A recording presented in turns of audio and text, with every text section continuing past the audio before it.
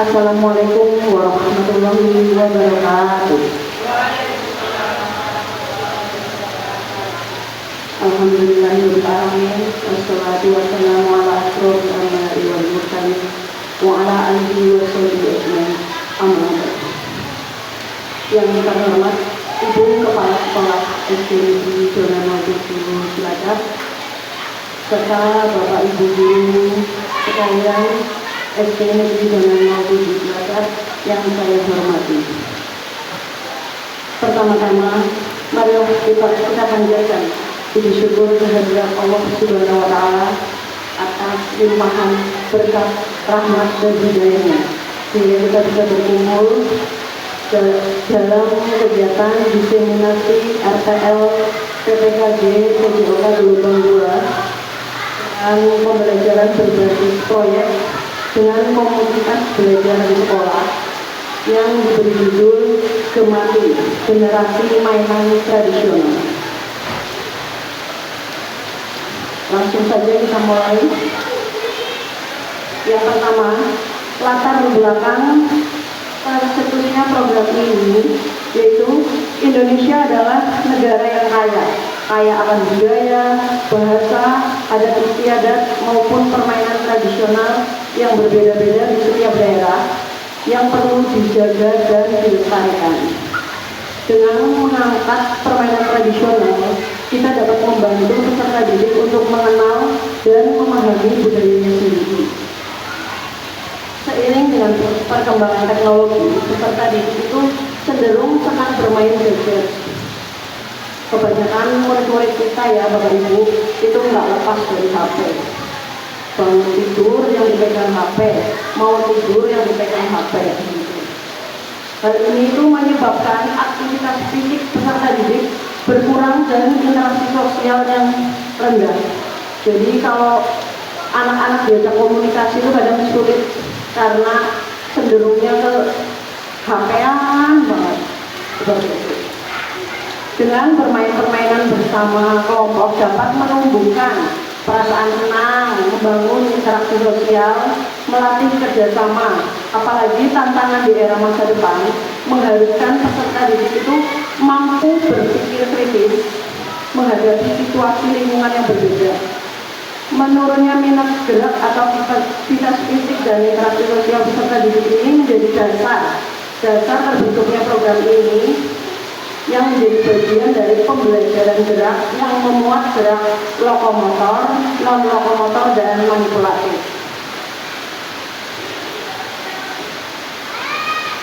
Tujuan proyek yang pertama itu menjaga dan melestarikan kearifan lokal. Yang kedua, meningkatkan kesehatan fisik dan mental siswa. Yang ketiga, menciptakan suasana yang menyenangkan di sekolah.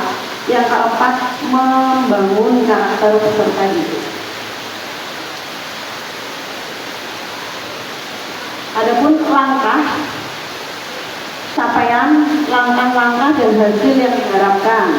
Untuk capaiannya, kita berharap memberikan pengalaman nyata pada peserta didik untuk mengembangkan dan melestarikan permainan tradisional. Permainan tradisional di sini itu banyak ya Bapak Ibu. Kalau biasanya itu yang sering saya praktekkan itu gobak sodor, karena dengan kondisi halaman yang sangat luas dan sebaliknya sangat luas itu hanya memungkinkan beberapa permainan tradisional. Sebenarnya ingin melakukan kegiatan permainan tradisional boy-boyan. Ada yang tahu Bapak Ibu boy-boyan? Yang betengan yang ditata itu loh. Nah, tapi takut kena kaca kalau lempar. Jadi itu harusnya di lapangan yang luas. Lanjut untuk langkah kegiatannya, yaitu yang pertama pengenalan. Pengenalan itu nanti aktivitas untuk membantu peserta didik dapat terlibat dengan topik. Aktivitas ini juga sebagai sarana asesmen awal untuk peserta didik. Yang kedua, eksplorasi. Eksplorasi itu aktivitas peserta didik mencari informasi terkait topik itu. Yang ketiga, proyeknya itu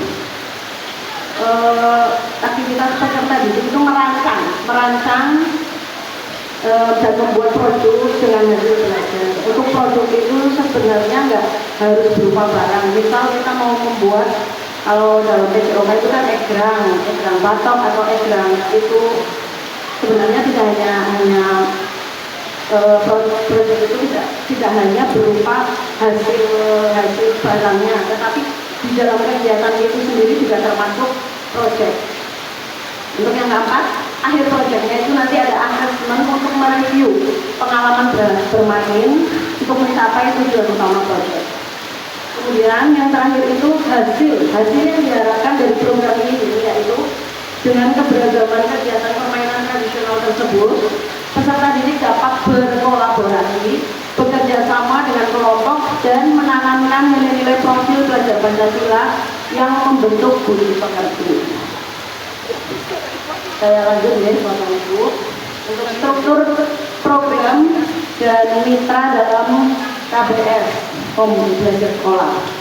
Yang pertama jenis programnya, program yang dibuat itu termasuk ke dalam program kurikuler yang dapat menjadi sebuah upaya untuk semakin mendalami dan menghayati materi pelajaran yang didapat melalui kegiatan intrakurikuler, terutama dalam pembelajaran PJOK. Sasaran program untuk mapel lokomotif, mapel utamanya yaitu PJOK.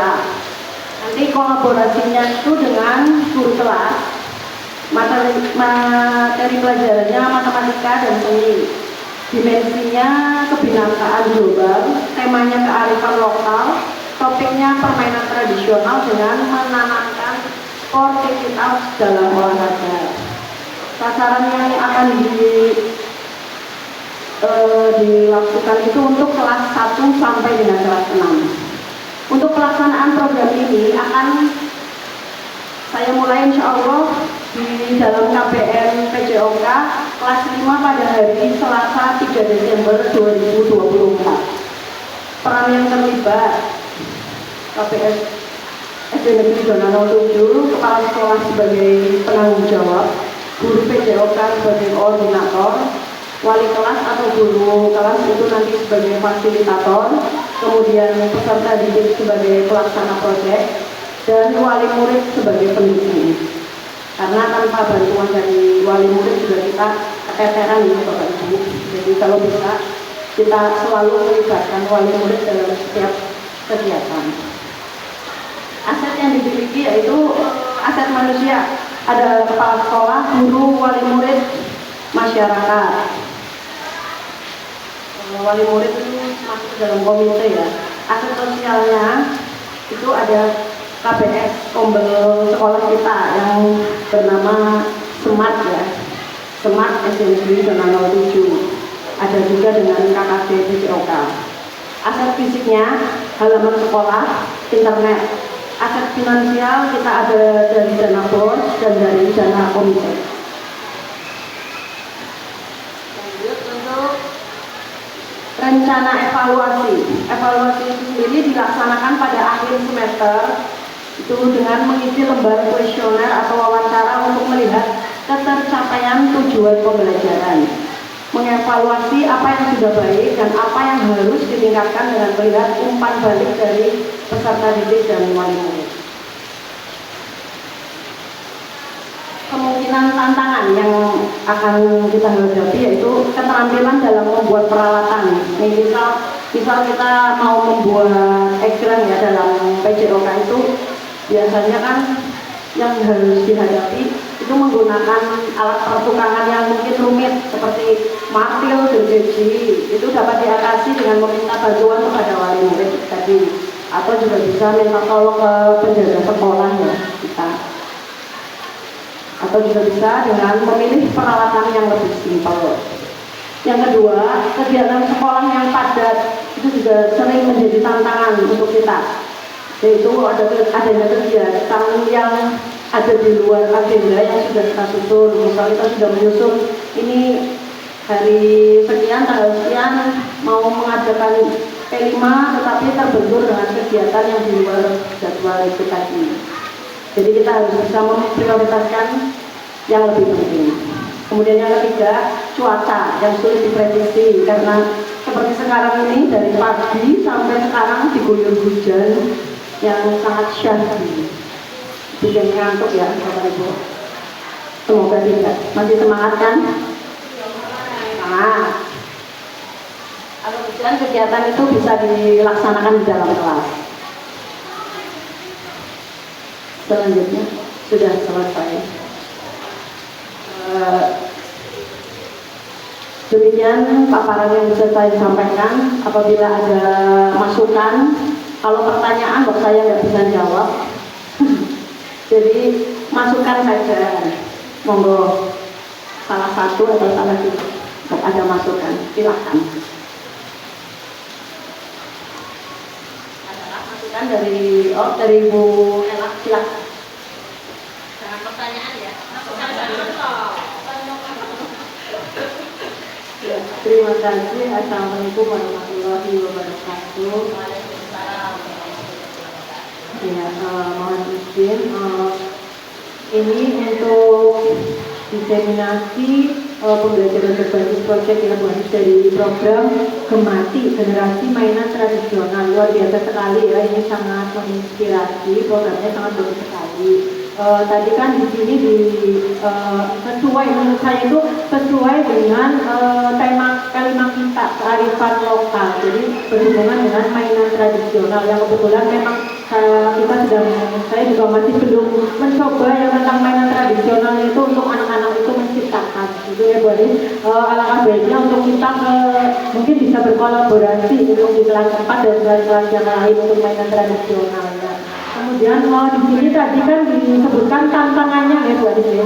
Tantangannya itu kan mungkin ada 3 atau berapa tadi? Ya 3. Nah itu untuk tantangannya itu apa tadi sudah disebutkan solusinya, misalkan tantangan dan solusi gitu loh Bu Aris. Kan itu belum mungkin bisa lebih dilengkapi untuk solusinya. Jadi ada tantangan dan ada solusinya.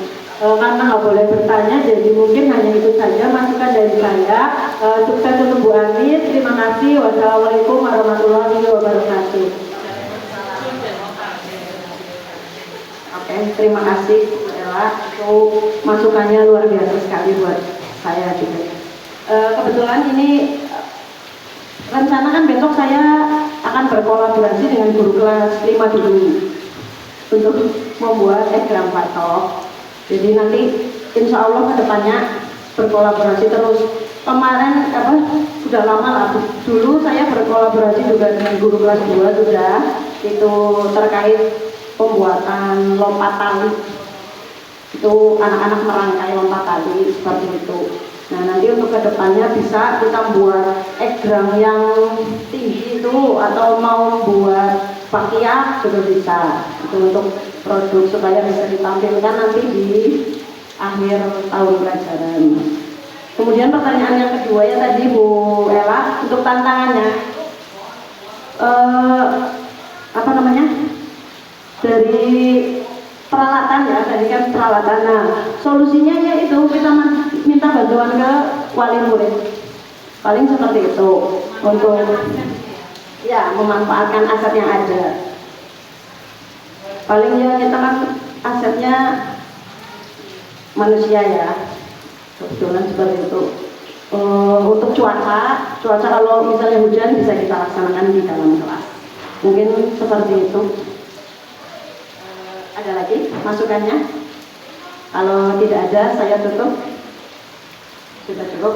Oke, sudah cukup sekian. Terima kasih Bapak Ibu Guru SD Negeri Dona 07. Apabila ada salah-salah kata, saya mohon maaf yang sebesar-besarnya. Wabillahi taufiq wal hidayah. Wassalamualaikum warahmatullahi wabarakatuh.